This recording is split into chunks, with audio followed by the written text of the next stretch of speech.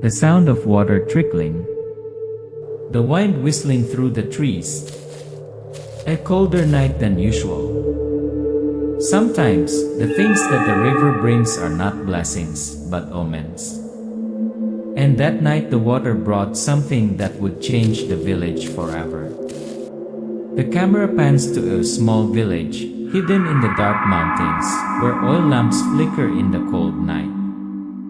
At a remote bend of the river, Joaquin, a young man, is cleaning up trash at the riverbank when he suddenly stops. The shaky flashlight shines on something floating, a body, a girl, alive, but unconscious, covered in wounds. I thought she was dead. But when I touched her, my hand felt pulse weak, fragile like a dying flame. The camera zooms in on the girl, Teresa. Her black hair is soaked, her face is covered in bruises, scratches, her lips are purple. There are whip marks, teeth marks, scratches on her body, fresh, horrible. I don't know who you are, where you come from. All I know is that if I leave her alone, she will die. And if I save her, I might be opening the door for the devil to enter in my house. Cutscene: Teresa is brought to the Joaquin house. The smell of blood, mud, and fear permeates the small house. The father, an albulario, witch doctor, immediately realizes something is wrong. The vitality is weak, the body is human, but the soul, strange. Like there is something else living inside it. As night falls, the chickens in the yard scream wildly, the dog howls long, its eyes are red as blood. On the roof, a shadow crawls silently, without a sound. Joaquin stayed awake all night, his eyes never leaving the girl. A creepy premonition rose in his heart. I saved a person. But maybe I also freed a demon. There are nights when the whole village is asleep, the river silently brings something unexpected. Scene change. Joaquin, a hard-working young man, goes to check the fish traps along the river. The flashlight is flickering. Suddenly, he stops. In the shimmering water, a woman's body is drifting, her hair covers her face, her shirt is torn, full of wounds. Joaquin whispers, startled. Damn. There's someone. He dives into the water, pulls the girl to the shore. Her pulse is weak. Her whole body is purple, her skin is full of whip marks, scratches, and bites. Teresa looks like a corpse that has just escaped from hell. Joaquin's father and daughter's house in the middle of the forest. Teresa is placed on bamboo bed, shivering with fever. Mang Berting, Joaquin's father, a famous albulario, looks at the girl suspiciously. She's not from around here. Strange face. Strange wound. The cuts are all fresh as if someone had just tortured her. He began to dispense medicine, rub leaves, scrape wine, wash the wounds with wild leaves. Teresa remained unconscious, eyes closed, but her chest heaved, and occasionally, her lips moved to call someone's name. No one understood. The first night's strange signs. Night fell. Teresa began to moan, to scream in her dreams. Her voice was lost, sometimes like begging, sometimes like screaming for revenge. Joaquin couldn't sleep, clearly hearing every gasp, the sound of fingernails scratching the wall. One time, he opened the door to see Teresa standing in front of the mirror, eyes wide open, but completely unresponsive. The village changed, strange deaths. The villagers began to gossip. Chickens and ducks died everywhere. Pigs were disemboweled and dismembered as if they had been hunted as some kind of predator. An old man disappears in the woods, leaving only bloodstains and nails stuck in tree trunk. A child tells of seeing a long-haired woman crawling on the roof in the middle of the night. It wasn't a person, eyes red like hot coals, it crawled without making a sound, like a giant lizard. Teresa wakes up, but not the same person. The day Teresa wakes up, the sky is thundering, although it's not raining. She sits up quietly, her eyes are opaque, as if she's no longer the same person who was beaten the day before. She doesn't remember anything, her name, her family, her past. She remembers only one thing, a dark room, screams, and a bloody face.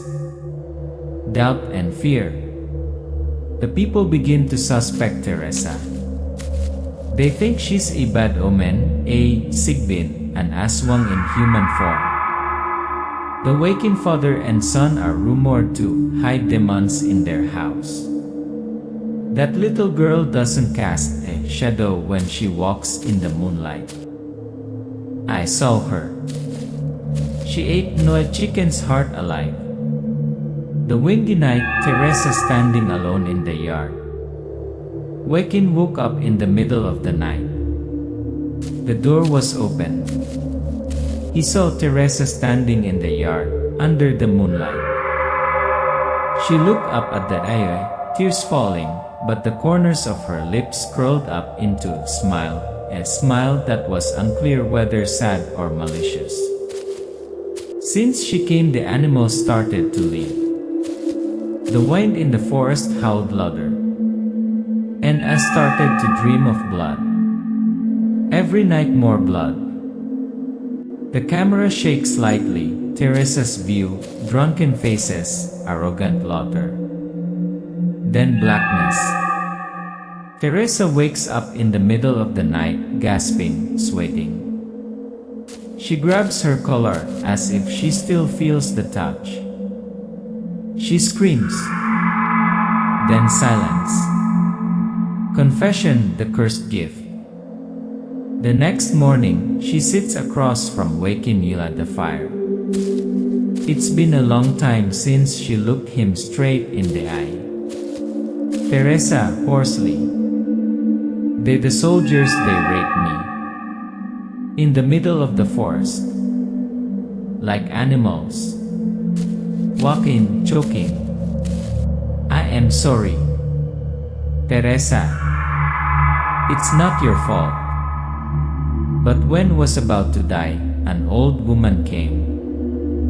She didn't save me, she gave me gift. A curse. Piece of the power of the devil. The camera slows down, Teresa's face glows with fire. There's something in her eyes that's no longer human. Revenge begins, the first death. A soldier is found hanging from a tree, his stomach cut open, his eyes bulging, his mouth gaping as if he had died of terror. No one sees who did it, but the villagers begin to fear. Villagers whisper, just like the way the aswang killed. Could it be Teresa?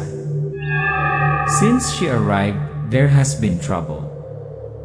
Military investigation, the truth is hidden. An army vehicle enters the village.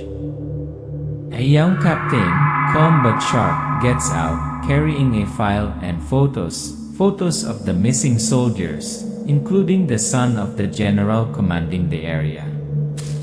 Captain, we did not come to make things difficult for the people.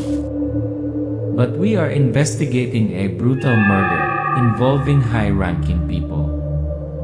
Whoever kills them will not be spared. The villagers are confused.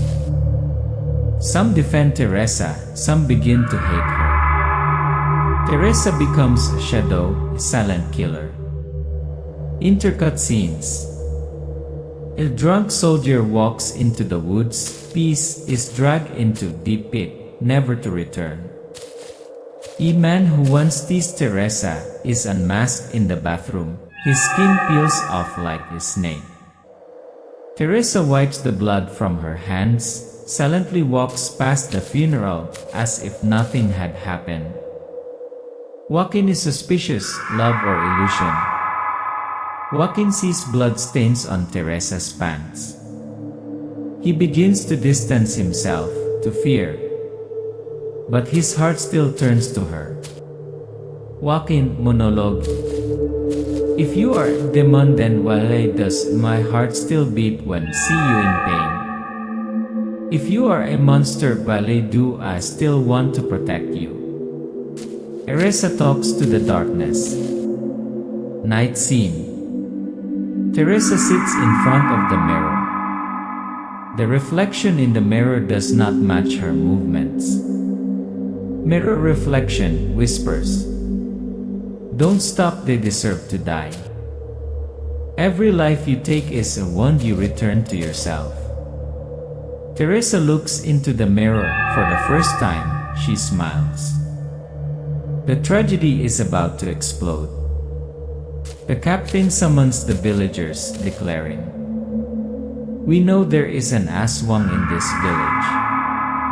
We have seen its traces, and we will not leave until the monster shows its face." The camera pans to Teresa, standing at the end of the line, black cloak, hair covering half her face, eyes red as burning coal. The monster does not come from the forest. It is created from the sins of man. The room was dark, lit only Ila the faint light of a candle. Teresa sat huddled Ila the window, her hands clasped together, her eyes as deep as the abyss. Joaquin walked in and asked softly, "You're not sleeping again?" Teresa didn't look at him. After a long while, she sighed. "Have you ever been afraid of me?" Joaquin. "No, but I have something hidden from you, right?" Teresa turned around. In the pale yellow light, her eyes glowed a strange red. "You once asked me why I once healed so quickly, but my blood never clotted. Because I am no longer completely human, Joaquin." "Joaquin, what are you talking about?" Teresa cried. "There's something inside you.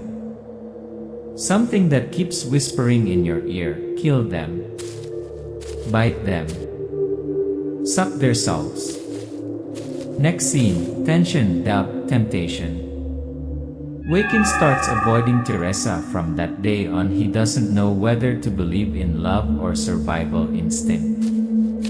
His father, Mang Berting, whispers, "Love, my child, is the most beautiful thing. But it's also the most blind. If you love a monster, you won't realize until your blood runs dry."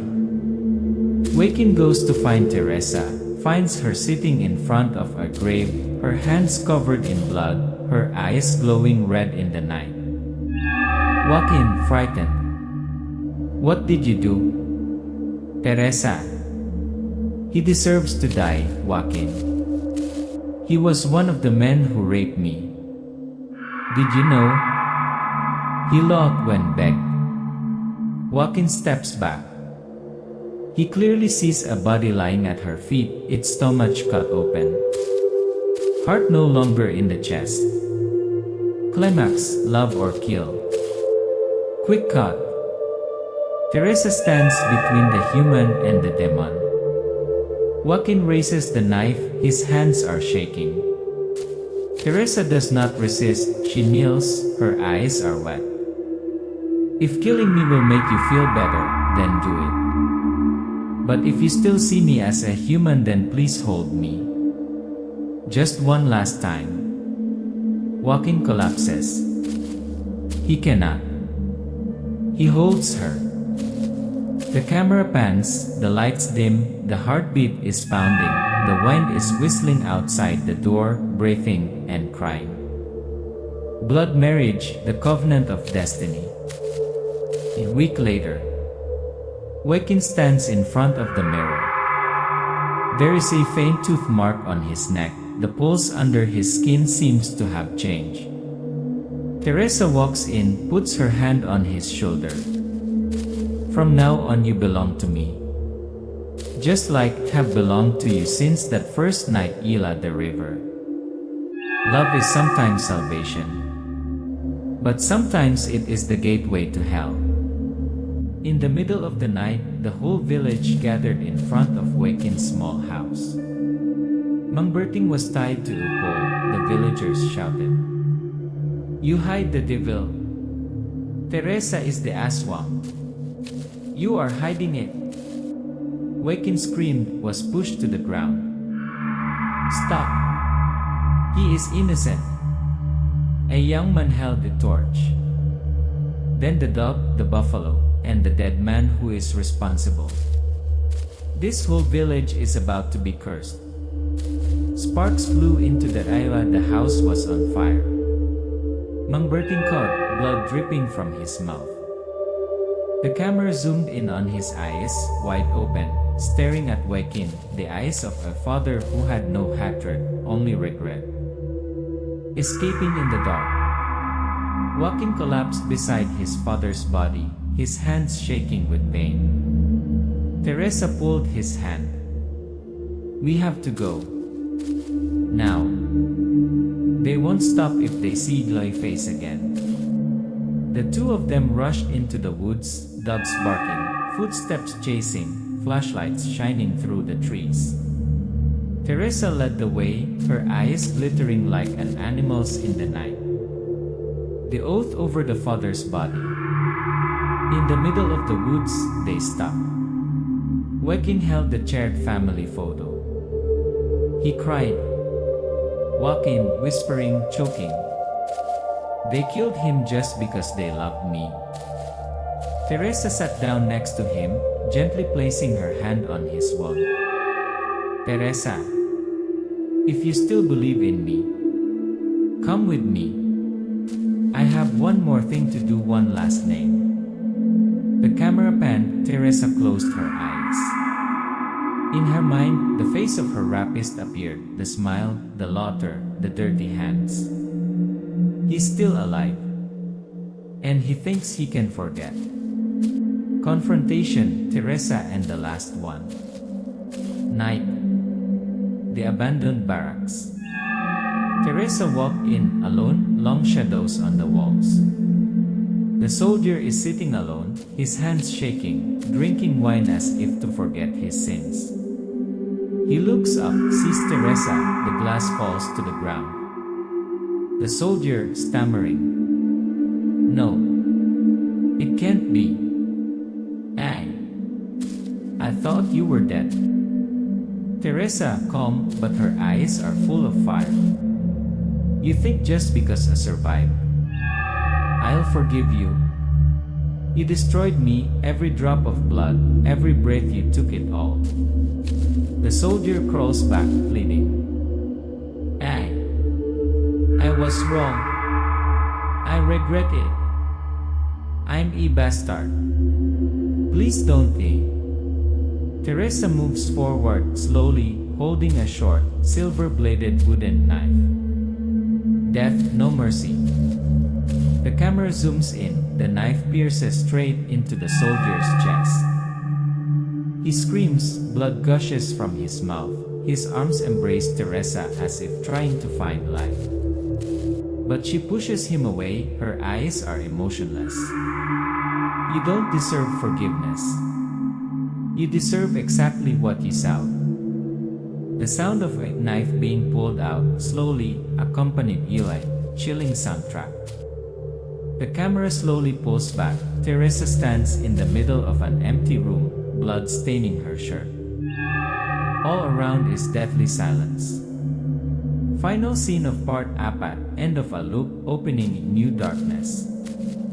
She walks out of the camp, where Joaquin is waiting. He doesn't say anything. He just steps closer, takes his coat and puts it around her. They stand together in the pale moonlight like ghosts. Revenge is over. But the pain is not. Once blood stains your hands is their way back. Early morning scene, fog covers a small hut on the mountainside. Teresa and Joaquin have left the village, escaped the bloody world behind. They grow vegetables, raise chickens, live like normal people. But at night, Teresa often wakes up, sweating, hands clutching the bed sheet. Joaquin, sitting next to her, gently touching her shoulder. Another old dream. Teresa is silent. Only tears fall on her hands. She no longer kills. But inside her something still lives and whispers. Moonlight and truth. One evening, Teresa sits alone at the fire. She looks at her hands, the blood stains that once existed, even though washed, still cling to her soul. Teresa. Forgiveness cannot erase blood. Love cannot wash away evil. The more I try to become human, the more hungry I am inside. She went to the forest, where there was an ancient tree, where the old Aswang had once given her the gift. She dug a small hole. In it was the blood-stained cloth from the first night, the carrier of the curse. Teresa, whispering to the darkness, "Stop here. Leave me. Find someone stronger. I don't want to kill anymore." The next morning, silence. Joaquin woke up. The house empty. Teresa was nowhere to be seen. On the table, there was only a handwritten, crumpled letter and the necklace she always carried. Teresa's voice rang out like the last words of a departing soul. "Joaquin, if you are reading this, I am gone. I don't want you to be trapped in darkness forever. No one can love Demon. And I won't let Demon take you like he took me. Live as a human. No longer haunted me. The shadow of the past." Joaquin runs through the mountains calling Teresa's name. No one is there. The wind howls through the trees, only like footprints on the ground leading to the abyss. He collapses, screams, slams his hands on the ground. Suddenly he feels a burning sensation on his wrist. Camera closes in. Blood vessels run tangled under his skin. His eyes turn bloodshot. His breathing slows down but is heavy like a wild animal. Joaquin, whispering in the wind, "You said no one can love Demon. But if the Demon is you, then will become a Demon to find you." Final scene, the beginning of another legend. Joaquin stands on the top of the mountain, his shadow cast long under the moonlight. The wind blows his cloak, revealing his back covered with black marks that spread like tree roots. The final voice, mysterious, echoing like legend. No one knows where Teresa went. No one knows what possessed Joaquin that night. Only that from that day on, the distant mountains were no longer peaceful. And it is said that, if you get lost in the forest after midnight, you will see a man with red eyes searching for a lost soul. The curse has only just begun.